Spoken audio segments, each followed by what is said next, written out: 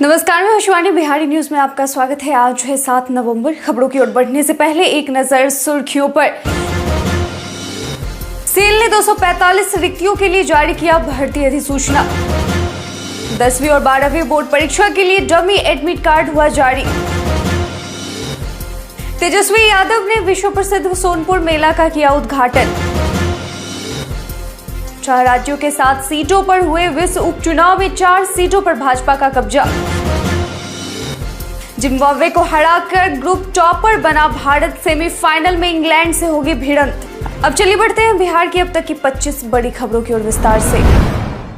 Cell ने 245 रिक्तियों के लिए जारी किया भर्ती अधिसूचना। स्टील अथॉरिटी ऑफ इंडिया ने विभिन्न डिसिप्लिन में मैनेजमेंट ट्रेनी के कुल मिलाकर 245 रिक्तियों पर भर्ती के लिए अधिसूचना जारी किया है। इन पदों के लिए अगर शैक्षणिक योग्यता की बात की जाए तो आवेदक को संबंधित इंजीनियरिंग डिसिप्लिन में बैचलर डिग्री विद 65% मार्क्स के साथ पास होना चाहिए। इच्छुक और योग्य उम्मीदवार इस वैकेंसी नोटिस से जुड़ी हुई समस्त जरूरी जानकारी और आवेदन करने के लिए इस वीडियो के इसी पेज पर नीचे डिस्क्रिप्शन बॉक्स में दिए गए वेब लिंक पर जरूर क्लिक करें। आवेदन करने की तारीख 23 नवंबर 2022 तक है। विस्तृत जानकारी के लिए आप ऑफिशियल वेबसाइट www.sale.co.in पर जाकर चेक कर सकते हैं। तेजस्वी यादव ने विश्व प्रसिद्ध सोनपुर मेला का किया उद्घाटन। बीते दिन बिहार के डिप्टी सीएम तेजस्वी यादव ने विश्व प्रसिद्ध सोनपुर मेले का उद्घाटन किया। इस बार मेला बिना किसी कोरोना के पाबंदी के और भी बड़े स्तर पर लगाया गया है, जहां मेले में 2136 स्टॉल लगाए गए हैं। बिहार के उप मुख्यमंत्री तेजस्वी यादव ने विश्व प्रसिद्ध सोनपुर मेले का रविवार को विधिवत रूप से उद्घाटन किया। कार्यक्रम में राज्यसभा के उपसभापति हरिवंश, स्थानीय सांसद राजीव प्रताप रूडी, मंत्री आलोक मेहता के अलावा कई विधायक भी मौजूद रहे। यह मेला 7 दिसंबर तक चलेगा। मेले में आने वाले पर्यटकों के लिए पुख्ता इंतजाम किए गए हैं। यात्रियों के लिए बस का परिचालन भी किया जा रहा है। बिहारी बर्थडे स्पेशल में आज हम बात करेंगे विजय कुमार की। 7 नवंबर 1954 को बिहार के सासाराम में जन्मे विजय कुमार एक भारतीय आणविक जीव विज्ञानी, वायरोलॉजिस्ट और international centre for genetic engineering and biotechnology में वैज्ञानिक हैं। हेप्टोलॉजी में अपने शोध के लिए जाने जाने वाले Vijay Kumar National Academy of Sciences Bharat, National Academy of Medical Sciences और National Academy of Agricultural Sciences के साथ साथ जेसी बोस नेशनल में जैव प्रौद्योगिकी विभाग के निर्वाचित फेलो हैं। वैज्ञानिक अनुसंधान के लिए भारत की सर्वोच्च एजेंसी वैज्ञानिक और औद्योगिक अनुसंधान परिषद ने उन्हें 1997 में चिकित्सा विज्ञान में उनके योगदान के लिए सर्वोच्च भारतीय विज्ञान पुरस्कारों में से एक विज्ञान और प्रौद्योगिकी के लिए शांति स्वरूप भटनागर पुरस्कार से सम्मानित किया है। 10वीं और 12वीं बोर्ड परीक्षा के लिए डमी एडमिट कार्ड जारी। बिहार बोर्ड परीक्षा 10वीं और 12वीं के लिए आवेदन करने वाले स्टूडेंट्स के लिए अहम खबर है। दरअसल बोर्ड परीक्षा के पहले डमी एडमिट कार्ड जारी कर दिए गए हैं। ऐसे में स्टूडेंट बिहार बोर्ड की ऑफिशियल वेबसाइट biharboardonline.com में विजिट करके डमी एडमिट कार्ड चेक कर सकते हैं। इसके साथ ही अगर डमी एडमिट कार्ड में किसी प्रकार की त्रुटि है तो उसे 18 नवंबर तक सुधारने के लिए आवेदन कर सकते हैं। डमी एडमिट कार्ड सुधारने के लिए स्टूडेंट्स को अपने स्कूल के माध्यम से आवेदन करना होगा। लास्ट डेट के बाद किसी भी तरह के आवेदन पर विचार नहीं किया जाएगा। ऐसे में बोर्ड परीक्षा के स्टूडेंट को सलाह दी है कि लास्ट डेट का इंतजार ना करें। 6 राज्यों के 7 सीटों पर हुए विश्व उपचुनाव में 4 सीटों पर भाजपा का कब्जा।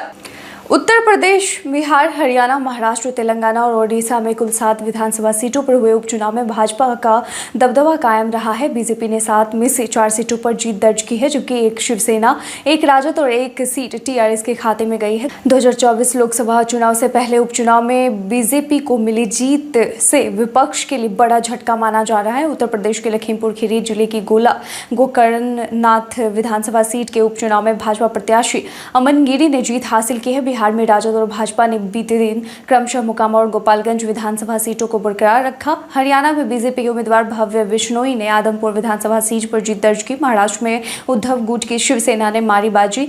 तेलंगाना में टीआरएस और ओडिशा में बीजेपी को जीत मिली।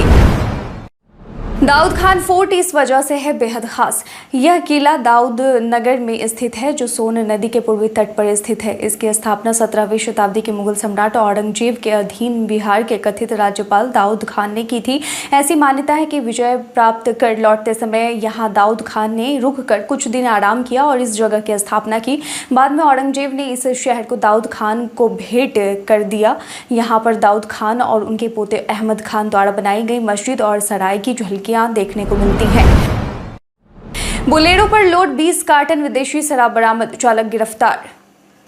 बिहार में शराबबंदी लागू होने के बावजूद राज्य में धड़ल्ले से शराब का अवैध कारोबार हो रहा है। हालांकि इस मामले को लेकर पुलिस और उत्पाद विभाग की ओर से कार्रवाई की जा रही है। इसी कड़ी में खगड़िया जिले के मुफस्सिल थाना इलाके के तारतर स्लुइस गेट के पास से पुलिस ने बीते दिन बोलेरो पर लोडेड 20 कार्टन विदेशी शराब जब्त किया है। पुलिस ने बोलेरो के चालक को भी गिरफ्तार कर लिया है। मुफस्सिल थाना क्षेत्र रत्नेश कुमार रतन ने बताया कि नवगछिया से शराब की खेप खगड़िया तस्करी के लिए आ रहा था। सोनपुर मेले में हर हाथी की होगी डीएनए प्रोफाइलिंग। बगैर अनुमति प्रपत्र के पहले से ही हाथियों के मेले में लाने ले जाने पर रोक बनी हुई है। साथ ही सोनपुर मेले में बिकने आए सभी हाथी की डीएनए प्रोफाइलिंग होगी। हाथियों के अवैध व्यापार पर प्रभावी रोक के लिए सरकार ने यह कदम उठाया है। प्रदेश में पहली बार इस नई तकनीक का इस्तेमाल हो रहा है। इसके माध्यम से एक एक हाथी पर नजर रखी जाएगी। केंद्र सरकार के निर्देश के बाद बिहार के वन, पर्यावरण और जलवायु परिवर्तन विभाग ने इस संबंध में आदेश जारी कर दिया है। इसके तहत हाथियों को लेकर पहले के नियम को और कड़ा कर दिया गया है। अगले 5 दिनों में तेजी से गिरेगा पारा। बिहार के मौसम में बदलाव का दौर जारी है। ठंड को लेकर मौसम उतार चढ़ाव जारी है। ग्रामीण इलाकों में पारा गिर रहा है, वहीं शहरों के तापमान में भी गिरावट दर्ज की जा रही है। मौसम विभाग के मुताबिक लगातार पारा गिरेगा और प्रदेश में ठंड की बढ़ोतरी होगी। विभाग के मुताबिक प्रदेश के कई शहरों में तापमान में गिरावट दर्ज की गई है। मौसम विभाग का अनुमान है कि आने वाले 5 दिनों बाद मौसम में कुछ ज्यादा बदलाव नहीं रहेगा, ठंड में बढ़ोतरी दर्ज होगी। इस दौरान चिकित्सकों का कहना है कि बुजुर्गों और बच्चों को मौसम को लेकर सावधान रहना होगा।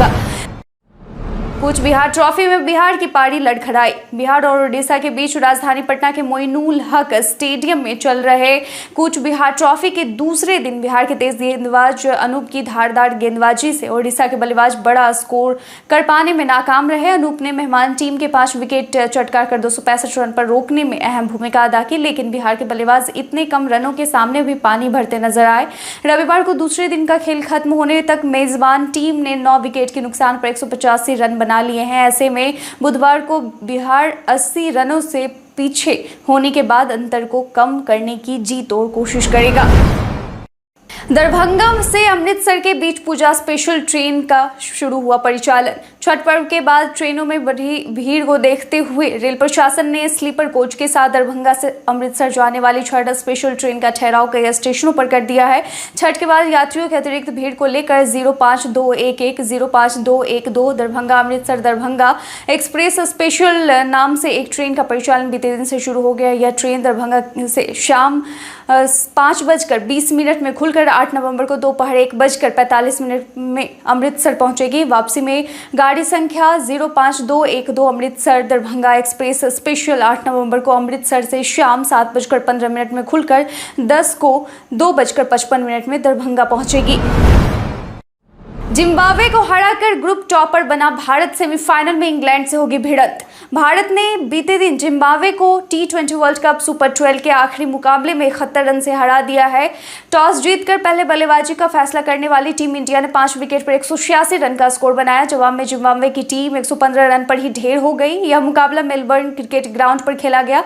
केएल राहुल ने लगातार दूसरे मैच में अर्धशतक जड़ा। वो 51 रन बनाकर आउट हुए। वहीं सूर्य कुमार यादव 61 रन बनाकर नाबाद रहे।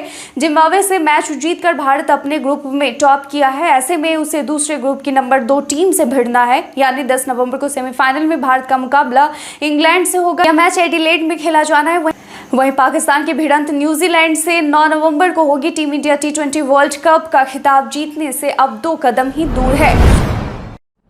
लालू नीतीश के 7 दलों के महागठबंधन को गोपालगंज की जनता ने नकारा। बीते दिन दोनों विधानसभा सीट मोकामा और गोपालगंज में हुए उपचुनाव का परिणाम सामने आया। एक बार फिर से अनंत सिंह ने मोकामा में अपनी सीट बचा ली। अनंत सिंह की पत्नी और राजद प्रत्याशी नीलम देवी ने भाजपा प्रत्याशी सोनम देवी के खिलाफ करीब 17,000 वोटों से जीत दर्ज किया है। वहीं गोपालगंज में भाजपा अपनी अग्नि परीक्षा में सफल हुई। आरजेडी प्रत्याशी मोहन प्रसाद को हराते हुए बीजेपी प्रत्याशी कुसुम देवी ने 1794 वोटों से जीत दर्ज कर ली और इसी के साथ महागठबंधन को भाजपा ने बता दिया कि जदयू की बदौलत नहीं बल्कि संगठन और पार्टी की नीतियों की वजह से गोपालगंज में भाजपा को जीत मिलते आई है। वहीं गोपालगंज में मिली जीत से भाजपा काफी उत्साहित है। भाजपा नेताओं ने प्रदेश कार्यालय में जश्न मनाया। पूर्व डिप्टी सीएम सुशील मोदी, प्रदेश अध्यक्ष संजय जायसवाल, नेता विरोधी दल विजय सिन्हा ने कहा है कि मोकामा और गोपालगंज की जनता ने लालू नीतीश के साथ दलों के महागठबंधन को नकार दिया है।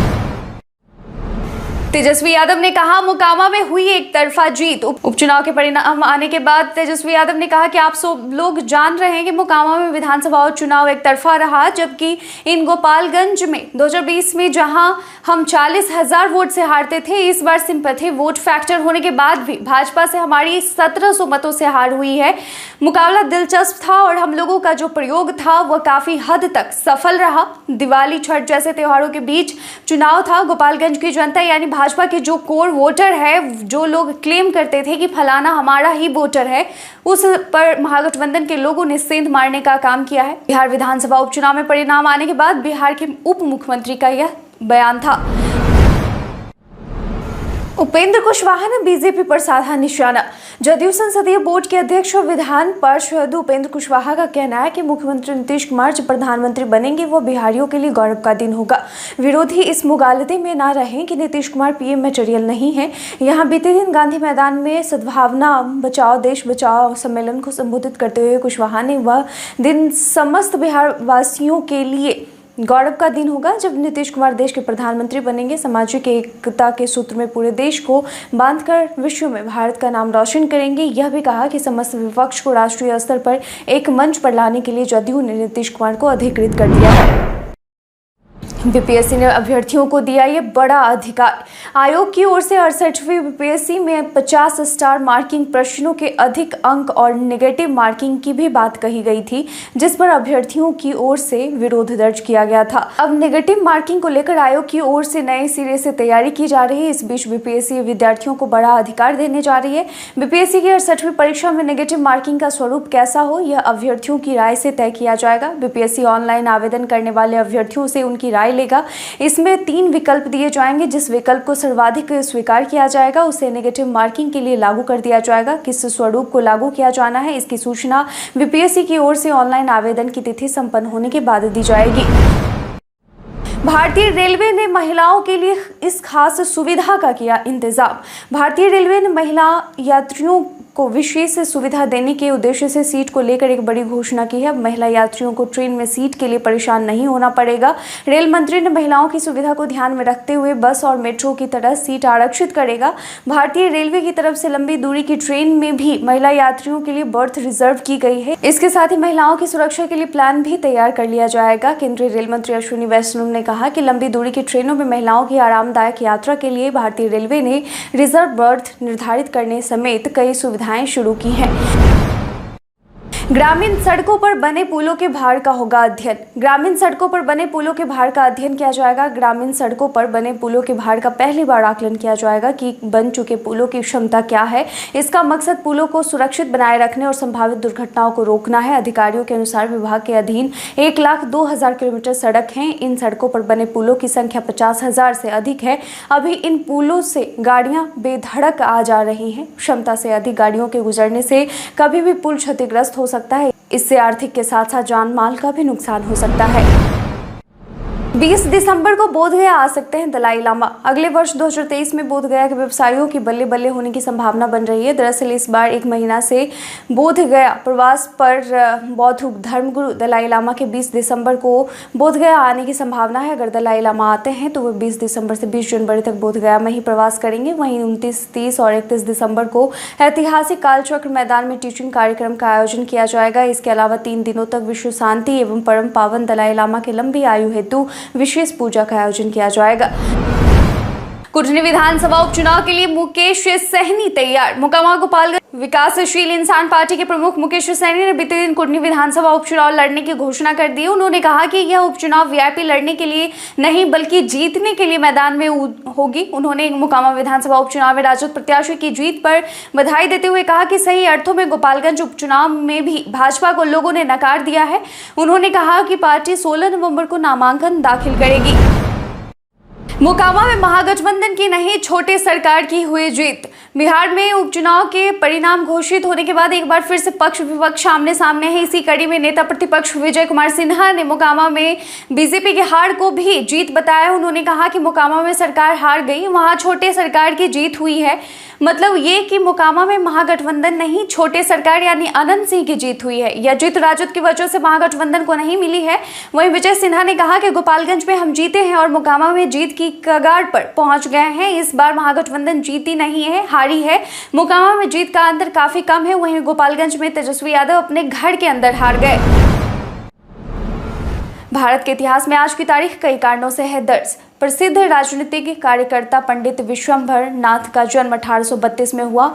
अंग्रेजों के खिलाफ लड़ने वाले महान क्रांतिकारी बिपिन चंद्र पाल का जन्म 1858 में हुआ। विख्यात भौतिकविद और रसायन शास्त्री मैरी क्यूरी का जन्म 1867 में हुआ था। वैज्ञानिक चंद्रशेखर वेंकटरामन का जन्म 1888 में हुआ था। दक्षिण भारतीय फिल्मों के सुपरस्टार भारतीय अभिनेता कमल हसन का जन्म 1954 को हुआ था। मुगल साम्राज्य के अंतिम बादशाह बहादुर शाह जफर का 1862 में निधन हुआ। भारत के प्रसिद्ध राजनीतिज्ञ, सामाजिक कार्यकर्ता और देशभक्त अश्विनी कुमार दत्त का निधन 1923 में हुआ। भारत के एक प्रमुख चिकित्सक और देश सेवक जीवराज मेहता का 1978 में निधन हुआ। भारत में हरित क्रांति के जनक सी सुब्रमण्यम का 2000 में निधन हुआ। पद्म भूषण से सम्मानित भारत के समाज सेविका तारा चेरियन का 2000 में निधन हुआ। भारतीय निर्देशक और कवि बप्पादित्य बंदोपाध्याय का 2015 में निधन हुआ। और आज ही के दिन शिशु सुरक्षा दिवस, महान अक्टूबर क्रांति दिवस और कैंसर जागरूकता दिवस के तौर पर मनाया जाता है।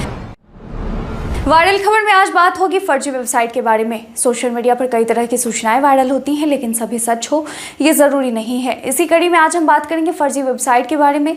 दरअसल पीआईबी ने अपने एक ट्वीट में लिखा है कि एक वेबसाइट rctci.org.in लोगों को भर्ती करने का दावा कर रही है और राष्ट्रीय सूचना विज्ञान केंद्र के आधिकारिक पते का उपयोग कर रही है। पीआईबी ने आगे लिखा है कि यह दावा फर्जी है, ऐसी कोई वेबसाइट से संबंध नहीं है। इन रिक्तियों को एनआईसी द्वारा अधिसूचित नहीं किया गया है।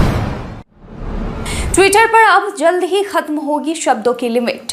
एलन मस्क ने ट्वीट कर ऐलान किया है कि ट्विटर पर अब यूजर्स जल्द ही 14 शब्दों में ट्वीट कर सकेंगे। उन्होंने कहा है कि कंपनी जल्द ही इस सुविधा को जोड़ेगी। इसके साथ ही उन्होंने यह भी कहा है कि नोटपैड स्क्रीनशॉट की एब्सर्डिटी को समाप्त कर देगा। इसके अलावा टेस्ला के सीईओ ने एक और ट्वीट करके यह भी जानकारी दी है कि सभी प्रकार के कंटेंट के लिए निर्माता यानी क्रिएटर मुद्रीकरण यानी मोनेटाइजेशन के दायरे में आएगा। वर्तमान में किसी ट्वीट को करने के लिए 280 कैरेक्टर मिलते हैं।